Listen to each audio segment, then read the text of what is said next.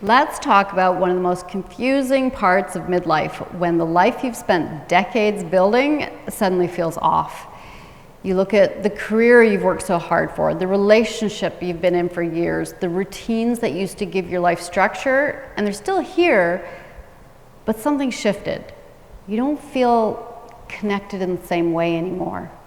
Not because anything's wrong, but because you've changed. And what once felt fulfilling now just feels flat. That's not failure, that's truth. The truth that what once fit no longer does. And the question becomes, what now? Do I walk away from everything? Do I blow it all up?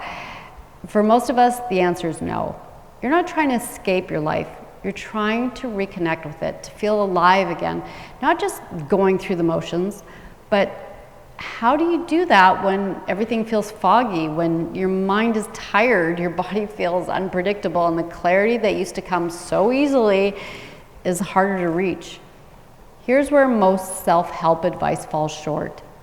It doesn't account for timing, for energy, for the deeper rhythms that are already moving through your life. That's where Midlife Awakening comes in. This isn't about blowing up your life, and it's not just an astrology course. It's a framework to help you work with the changes that are already happening.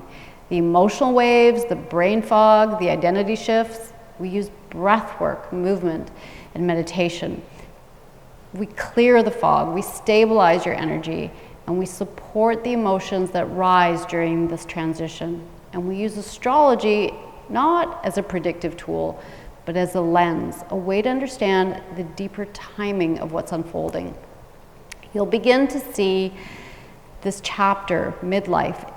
It's not a crisis, it's a sacred initiation, one that isn't pulling you back to who you were, but inviting you into who you're here to become.